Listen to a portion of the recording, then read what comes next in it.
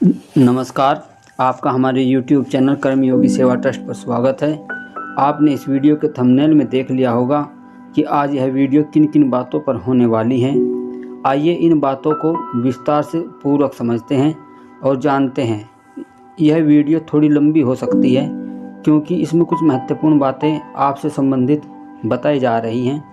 यह वीडियो को शुरू से लेकर आखिर तक ज़रूर देखें ताकि जिससे आपको यहाँ से इजराइल जाने के बाद किसी तरह की परेशानी का सामना ना करना पड़े, क्योंकि ये बहुत महत्वपूर्ण बातें आपको बताई जाएंगी इसमें कि आपको क्या क्या सामान और कैसे कैसे आपने यहाँ से एडजस्ट होकर निकलना है। कपड़े कौन कौन से लेकर जाने हैं यह आपको बता रहे हैं।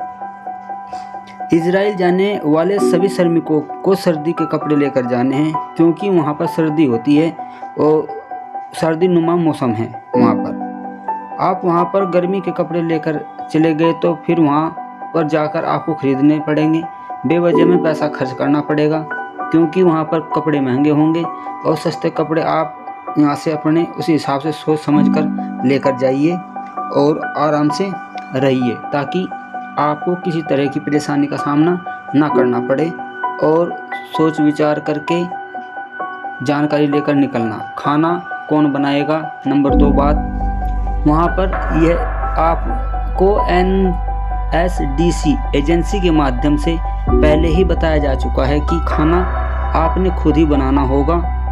आपको बर्तन मिलेंगे, गैस चूल्हा मिलेगा और खाने पीने का सब सामान, उसकी सामग्री मिलेगी, लेकिन खाना खुद ही बनाना पड़ेगा। इसमें कोई भी परिवर्तन नहीं होगा। इसलिए खाना बनाने के लिए आपने खुद ही अपनी माँ, बहन या परिवार के माध्यम से ट्रेनिंग लेनी होगी, ताकि जिससे आपको इजराइल में रहकर आसानी से अपना खाना बनाकर खा सकेंगे। इसलिए जानने से पहले अपनी खाना बनाने की ट्रेनिंग पूरी कर लेना, ताकि जिससे कि आपको इजराइल पहुंचने के बाद किसी तरह की परेशानी का सामना ना करना पड़े। आइए अगली वीडियो में देखते हैं कि अब क्या करना है। पैसा कितना लेकर जा सकते हैं यह जानकारी आपको दी जा रही है। आप दूसरे देश में सफ़र करने जा रहे हैं, वहाँ पर कोई आपका जान पहचान वाला कोई नहीं मिलेगा, इसलिए आपको अपने पास कुछ न कुछ पॉकेट मनी लेकर जानी चाहिए। उसमें आपके पास लगभग 300 से $500 तक होना चाहिए।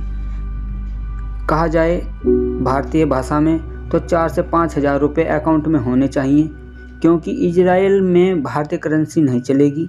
वहाँ पर शेकेल चलेगा जो इजरायली मुद्रा है, या फिर डॉलर चलेगा।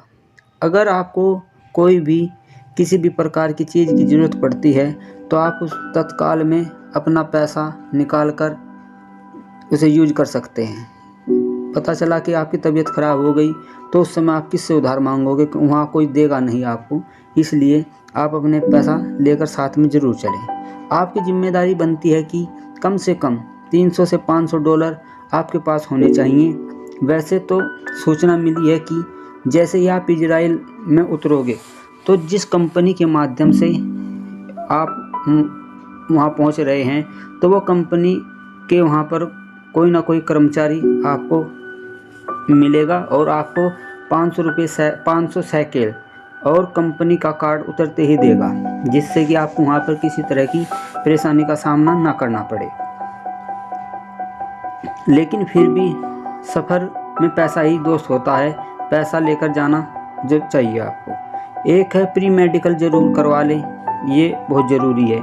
इजराइल जाने वाले सभी श्रमिकों ने भले ही अपना मेडिकल फिट प्राप्त कर लिया हो, लेकिन फिर भी शरीर की अंदरूनी बीमारियां कुछ होती हैं, उनका इलाज जैसे सिर में दर्द होना या बॉडी में किसी भी पार्ट में दर्द होना या कुछ सामान्य बीमारियां होती हैं, उन पर अपना ध्यान रखिए, उनकी दवाइयां लेते रहें, आप अपनी दवाई करते रहें और प्री मेडिकल ज़रूर कराएं, जिससे कि एक प्री मेडिकल चेकअप होता है, जिससे पता चलता है कि आपको नॉर्मल बीमारी ये है, तो उसकी दवाई करते रहिए, ताकि जिससे आपको वहाँ पर जाकर किसी भी प्रकार की बीमारी का सामना ना करना पड़े।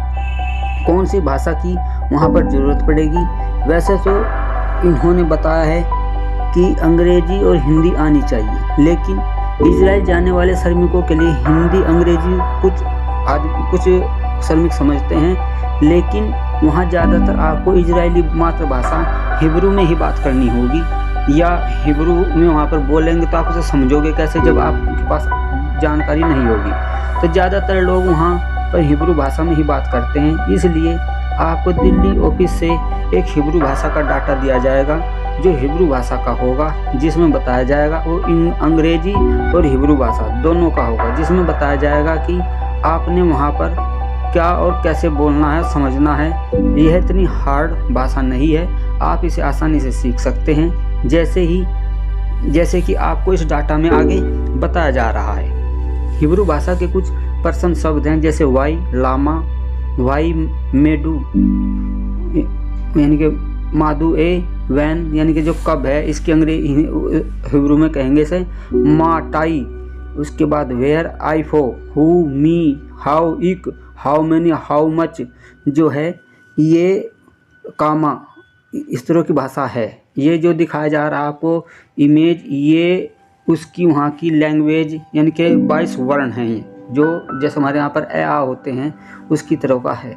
हर श्रमिकों के लिए कुछ नीचे अंग्रेजी और हिब्रू भाषा में कुछ वाक्य दिए गए हैं, वहाँ पर आपने किस प्रकार बोलने हैं जो दिल्ली ऑफिस से आपको सिखाया जाएगा। लेट अस गो यानी कि जाने दो, उसका मतलब होगा हिब्रू भाषा में बो मे एरो, आई एम फाइन, अली बैसेदर, व्हाट इज़ योर नेम, एक काइन लेखा, माई नेम इज़ राहुल, समी Rahul, where are you from, मी आफो आता, आई एम फ्रॉम इंडिया, अनी मी होदू, हाउ ओल्ड आर यू, बेन कामा आता। इस प्रकार की भाषा वहाँ पर होगी। सिम नेटवर्क वहाँ पर कौन सा काम करेगा, इस बात का विशेष ध्यान रखना है।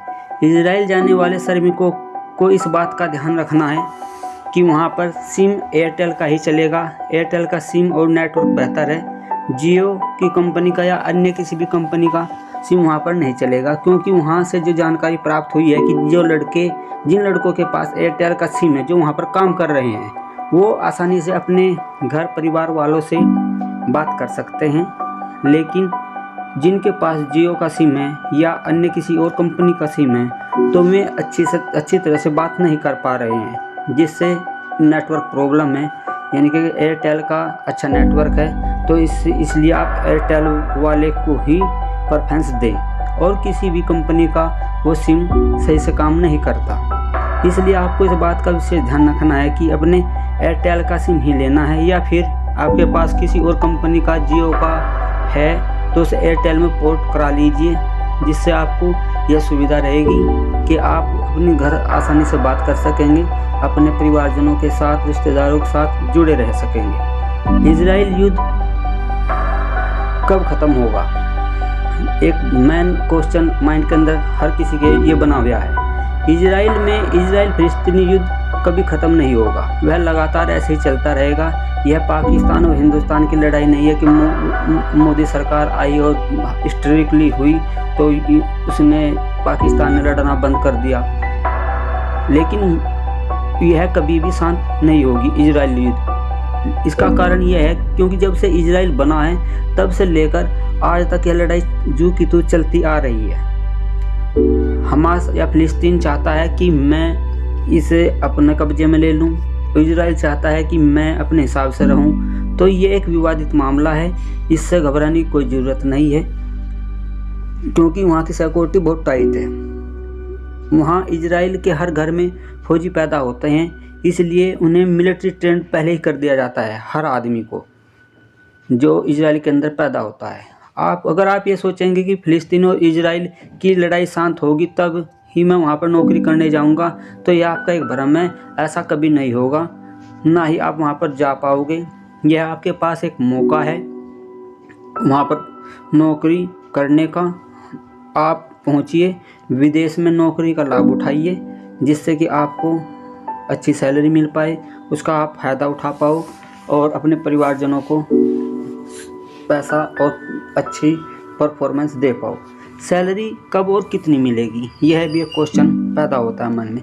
सभी श्रमिकों को इस बात का विशेष ध्यान रखना है कि आप यह सोच रहे होंगे कि आपको जाते ही वहाँ पर सैलरी मिलनी शुरू हो जाएगी, जबकि ऐसा होगा नहीं। क्योंकि जैसे ही आप फ्लाइट से उतरेंगे, बस इतना ज़रूर है कि जिस कंपनी के माध्यम से आप वहाँ पर पहुँच रहे हैं, उस कंपनी का कोई ना कोई कर्मचारी या अधिकारी आपको वहाँ पर मिलेगा और आपको 500 शेकेल शुरू में देगा। इजरायली मुद्रा है, जिसे सैलरी आने तक का खर्च मान के चलिए एडजस्ट करेंगे। एंड जो पैसा होगा, जो तनख्वाह होगी, आपकी सैलरी होगी, वह आपको लगभग 30 से 40 दिन लग जाएंगे आपके अकाउंट में पहुंचने तक।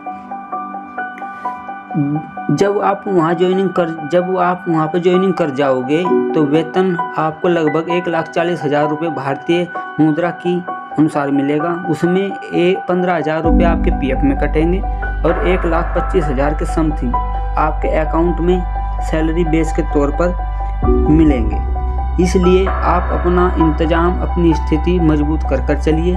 आपने क्या करना है, कैसे करना है, ये सारी बातें आपको इस वीडियो के माध्यम से समझा दी गई हैं। सुकून से चलिए और देखिए कि आपने कैसा करना है, क्या करना है। जितना भी हो सके अपना पुख्ता इंतजाम करने के बाद ही विदेश में निकलें।